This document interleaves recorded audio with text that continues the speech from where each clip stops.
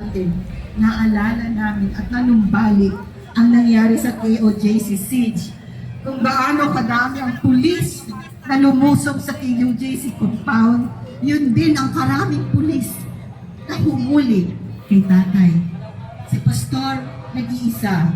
Bakit libribong pulis talaga ang lulusob? Si tatay, nag-iisa. At alam natin may edad na. At may nag-iinda pang karamdaman. Bakit ganun kadami ang pulis? Yan po sa kanilang sapilitan. Si Pastor, dahil ganun sila. Shoes natin, putik-putikan na. Ganun silang Nasa putikan tayo, guys. Ang naramdaman ni Pastor, dalamhati. Naramdaman ni Pastor na parang nung namatay ang kanyang ina ng pinakamamahal. Ganon nagdurugo ang puso ni Pastor sa nangyari ngayon. Ginipit din si Pastor. Ginipit din si tatay. Ang dalawang tao na nagwis ng kanilang buhay para sa kapakanan ng iba.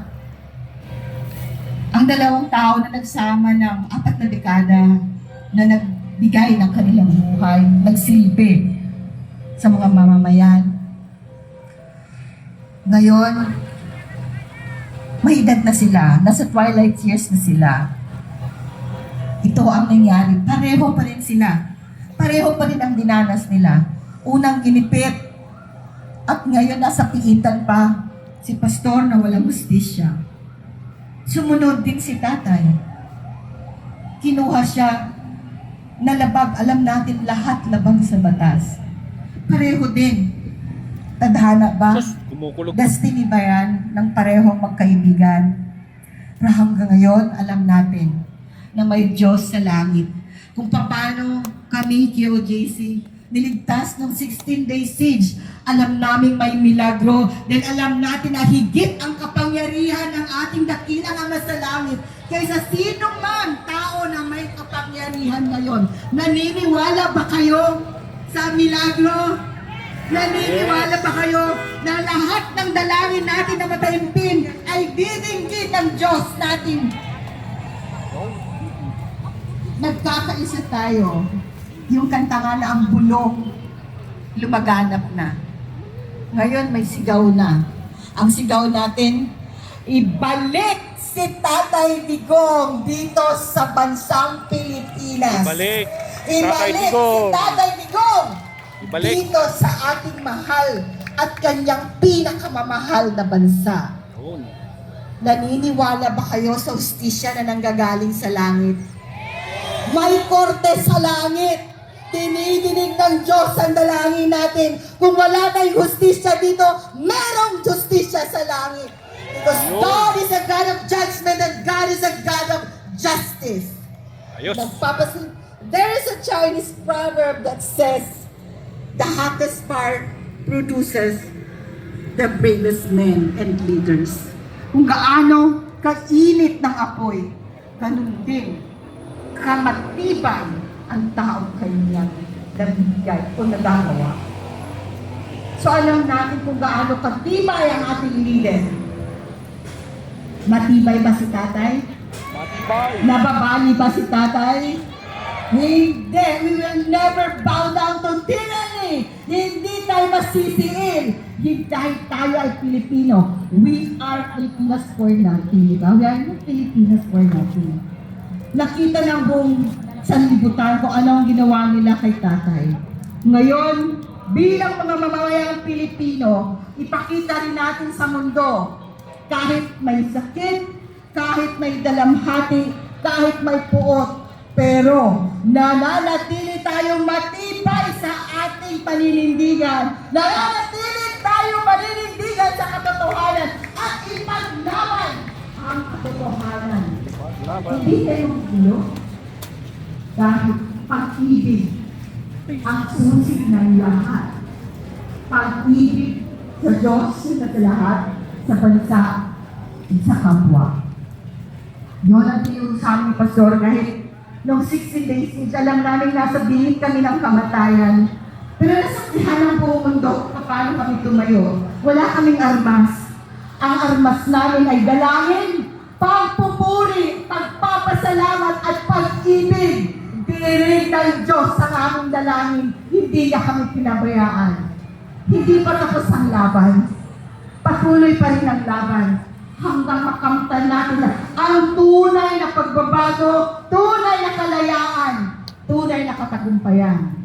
Sa mga kababayan kong Pilipinas, nagkakaisa tayo dito. Walang relihiyon, walang pananampalataya, kahit anong pananampalataya natin, anong estado natin, ano man ang partido natin, kapwa Pilipino tayo. Iisa lang ang ating bandila. Iisa lang ang nagwawariway na bandila natin. Nag-iisa ang Pilipinas. Bakit nangyari ito? Upang muli tayong magbuklod-buklod. Upang muli tayong magkakaisa. Dahil nahati tayo sa nakaraang administrasyon o ngayong administrasyon. Nagkahati-hati tayo. Nawala yung unity. Nawala yung continuity. Si Tatay Dugong ang gagamitin upang muli tayo magkakaisa para muling mabuo ang bansang Pilipinas, upang muli tayo magmahalan at magkaisa. Yan din siya rin ang nag-alay ng kanyang buhay. Alam niya ang mangyayari, pero hinarap niya yan ng buong taang. Hinarap niya yan dahil mahal na tayo. Mahal na tayo lahat. Pagpapigyan natin sa malakas na palakpak na parang nandito natin ang kaibigan!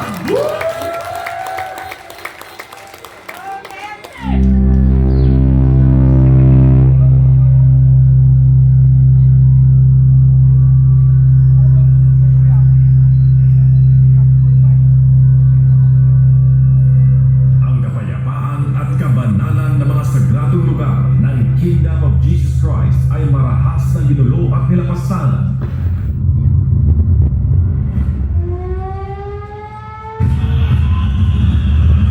Natinigan at walang awang niluso ng libo-libong pwersa ng kapulisanang Pilipinas.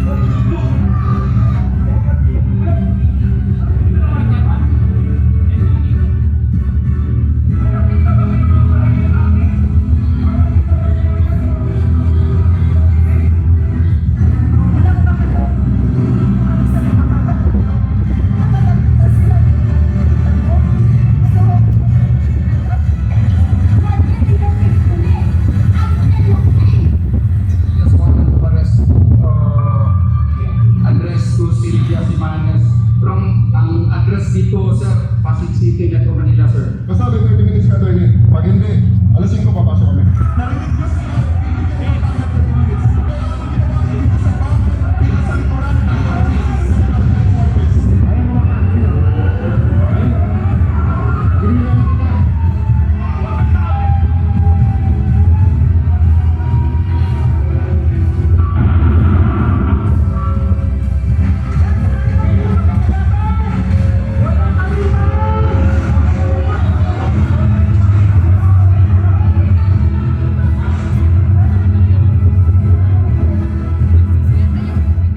Sila ay marahas na sumalakay at lumabag sa karapatang pantao ng mga naririto.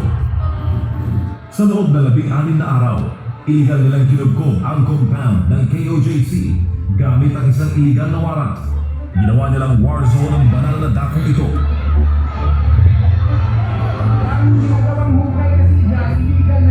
Ang mga dapat sana na nagpuprotekta sa atin ang siya mismo lumalapastangan sa ating mga karapatan.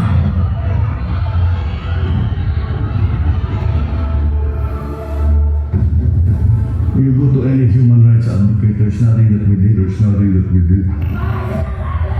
Lahat ng pumasok na pulis, hindi armado. Walang paril, kahit isa.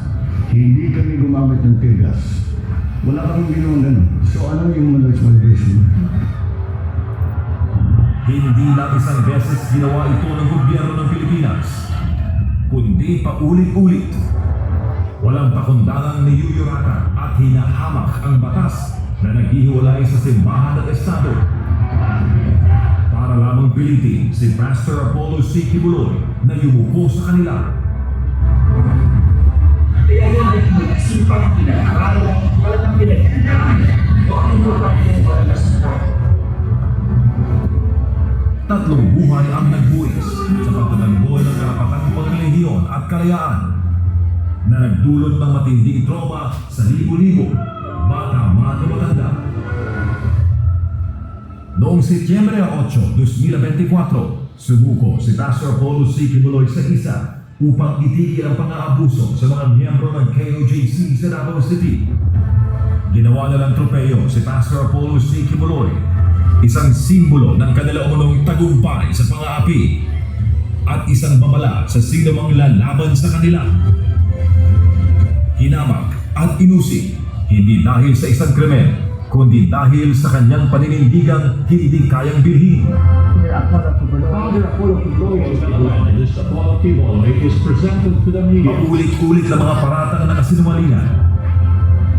Gawa-gawa akusasyon, isang copy-paste na serye ng kaso dito sa Pilipinas at sa ibang bansa. Frozen assets. Pilit na pinatahimik ang Sunshine Media Network International. Hindi tumigil ang pag-uusig. Bakit? Dahil nilalabanan ni Pastor Apollo C. Kibuloy ang CPP-NPA-NDF, iligal na droga at korupsyon. Sa dami-dami ng inape, bakit ang daga kay OJC? Alam niyo kung bakit? Kasi hindi kayo bibigay sa pera. Ang pastor ninyo, hindi bumigay sa pera nung binibili ang SMNI. Bakit inuusig si Pastor Apollo C. Kibuloy? Dahil hindi siya lumuhod sa mga pangyarihan. Dahil kasama niya ang mga